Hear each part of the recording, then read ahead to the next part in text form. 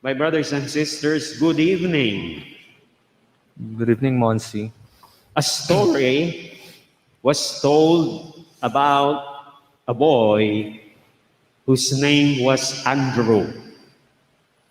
Once, after attending a Sunday Mass, he went out of the church to take his snacks. Para siya mag-snacks. So he took out the donut. Alam niyo yung donut, di ba? The donut his mother gave him. As he was unwrapping the donut, Andrew was approached by Philip, his classmate. So Philip said, Andrew, did you listen to the sermon of the priest? So Andrew said, yes, I listened to the sermon. And it is about being generous. So Philip said, very good that you listen to the sermon about being generous. And looking at the donut of Andrew, Philip said, can you now be generous by sharing with me a part of your donut? So Andrew said, don't worry, I will give you the middle portion of the donut. So in other words, Philip or Andrew said to Philip that he would give him nothing of the donut. Because what you see in the middle of the donut, nothing. Correct? So if you give nothing to others, you are only thinking of yourself. Correct? Because all of them should be for me and nothing for you. And if you only think about yourself, you can never be generous. Correct? Amen ba? Amen? Di ba? If you only think of yourself, you can never be generous. Hindi ka pwedeng maging generous kung ang iniisip mo yung sarili mo lang. The same thing happened to the first batch of laborers in the gospel. The first batch of laborers who were hired by the landowner to work in his vineyard. So they started to work. Iba sa atin, no? We start work at 8, correct ba? 8 a.m. They started work in the place of the Lord at 6 a.m. Kaya yung landowner, di ba, doon pa lang, nagbubukang liwayway pa lamang, ay lumabas na to hire laborers because they start work at 6 a.m. And they end work at 6 p.m. How many hours? Huh? It's not only 8 hours, it's 12 hours. So, after the day's work, the first batch of laborers were given their pay, which as agreed upon was the usual daily wage. Ano yung usual daily wage?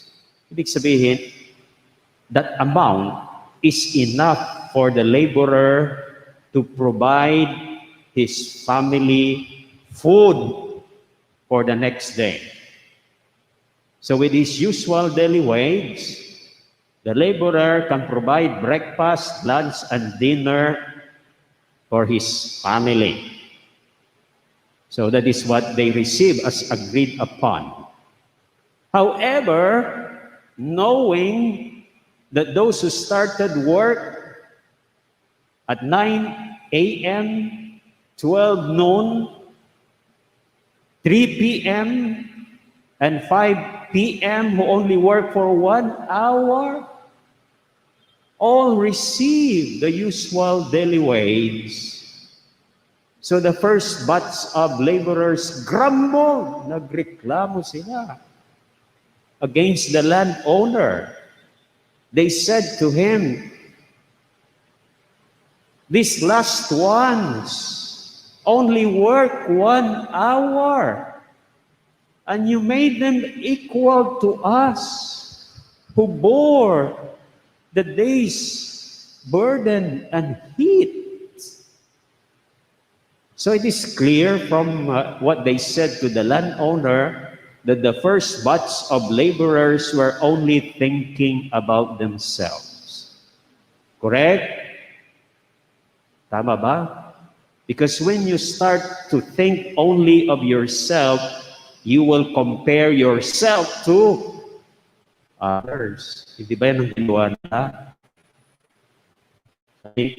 Kami, we were the last laborers, o kinumpare na. The last laborers only work for 1 hour, and we for 12 hours. The last laborer bore the day's burden and heat for only 1 hour, but we bore the day's heat and burden for 12 hours. So comparing. Ganyan ang nangyayari kapag ang iniisip natin na yung sarili lang natin. We start to compare. Tapos, nagreklamo pa sila, "And you made us equal." O again, comparing. You made him equal to us. Yan ang unang mangyayari kapag we only, yung iniisip natin yung sarili natin. Tama po ba yun? Diba? Pangalawa, if we only think of ourselves, we want to get something more. Di ba? So itong mga first batch were already given their usual daily wage as agreed upon. But because they were thinking of themselves, they want something more. Because they think of themselves as have worked for 12 hours, so I have to receive more. So that is the second. No? And if we only think of ourselves, we cannot stand generosity for others. Because you see, the landowner was also thinking of the other batches of laborers who also need to feed their family. And so he gave them the usual daily wage, because that is the only way they can feed their family. You see, if you think of others, you cannot but be generous. But if you think only of yourself, you cannot bear or you cannot stand generosity to others, because we see that this is what happened to the first batch of laborers. That's why they grumble. So remember those three. When you only think about yourself, you begin to compare. You want something more, and you cannot stand generosity to others.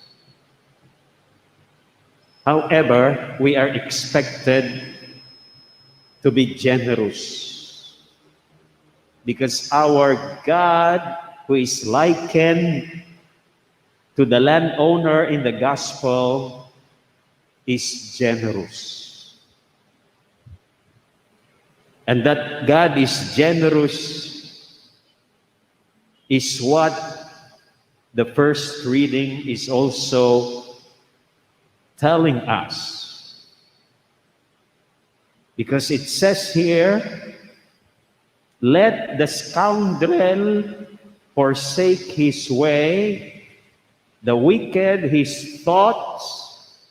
Let him turn to the Lord for mercy, to our God, who is generous in forgiving. So here you see God is generous, and one of them is in forgiving. And like God, Saint Paul was also generous. And we see this in the second reading, taken from his letter to the Philippians. In this letter, he tells us that for him, it is far better, mas maigi pa, na lumisan na siya sa mundong ito at maging kasama ni Lord sa langit. Yet, gayon pa man, para sa kanya, to remain here is more necessary, mas kailangan for the benefit of the Philippians, for the benefit of others. Yan ang ating narinig, no? I long to depart this life and be with Christ, for that is far better. Yet, I remain in the flesh. Sabihin, gusto niya manatili mo na rito, and it is more necessary for your benefit. He was talking of the Philippians. So this shows that Saint Paul was generous because he was not thinking only of himself, but he was thinking of the benefit of others, namely the Philippians. So my brothers and sisters, are Filipinos generous? Wala kayong sagot. Generous ba yung mga Pilipinos? Yes or no? Yes, absolutely. And this pandemic brought out the many faces of the generosity of Filipinos. You just listen to the radio and television and watch the television. Just before I came here for the Mass, I heard that there is a group providing free bicycles. Ang ano nga nila, slogan nila, free bicycles for everyone. Kita mo yan? There is another group that is giving out for free face mask and face shield. And let us not go out. You just look at our parish. Because you are generous. Our parish is also doing a lot of works of generosity. I don't know if you know them. But our parish is giving food bags, grocery bags to our brothers and sisters most affected by the pandemic in the cemeteries here, because we are near the cemetery, to the street dwellers, and even to the homeless, etc., etc.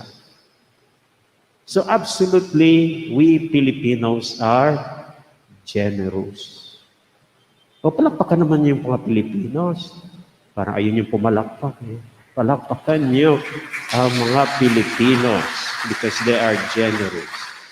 So my brothers and sisters, like the landowner in the gospel, like Saint Paul, and like God, let us continue not to think only of ourselves, but also we work for the benefit of others. And we too will continue to be generous.